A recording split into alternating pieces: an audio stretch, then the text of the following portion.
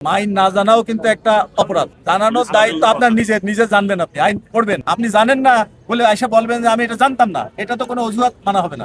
ঢাকা শহরের সব যাত্রী যদি গাবতলী থেকে যাওয়া শুরু করতো তাহলে তো এখানেও আপনি ঢুকতে পারতেন না, আমি আসতে পারতাম না। তাহলে এটা যে কনসেন্ট আপনি এটা করে ডিসেন্ট্রালাইজ করে দিতে হবে। একমুখী মানে এক সেন্ট্রালাইজ হলে ওখানে কিন্তু প্রবলেমটা বেশি, আপনি ম্যানেজমেন্ট করতে পারতেন না। আমি এইমাত্র এখানে একটা কাউন্টারে গেলাম, তো বললো টিকিট কত ভাই, সরকারি ভাবে লেখা 680। উনি 80 টাকা কমে 600 টাকা দিয়ে টিকিটটা নিলেন। যাত্রী নিজেই বললো যে আমি স্যাটিসফাইড স্যার। আপনাদের সাথে কিন্তু এখানে ম্যাজিস্ট্রেটও আছে। আইন না জানাও কিন্তু একটা অপরাধ। এটা কি জানেন আপনারা? জানানোর দায়িত্ব আপনার নিজে জানবেন, আপনি আইন পড়বেন। প্রচলিত দেশের আইন জানা এজ এ নাগরিক হিসাবে এটা তো আপনার citizen right. First and foremost duty, আপনাকে আইন জানতে হবে। আপনি জানেন না বলে আইসা বলবেন যে আমি এটা জানতাম না, এটা তো কোনো অজুহাত মানা হবে না।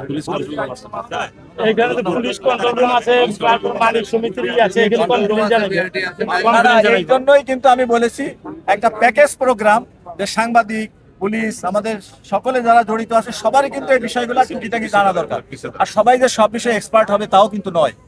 আমাদেরকে দৈনন্দিন জীবন, আমার জীবন ধারণ করার জন্য, দেশে বসবাস করার জন্য প্রচলিত আইন জানা, এটাও আমাদের কিন্তু আমাদের অধিকার এবং সিটিজেন রাইটস, দায়িত্ব, এগুলো আপনাকে জানতে হবে।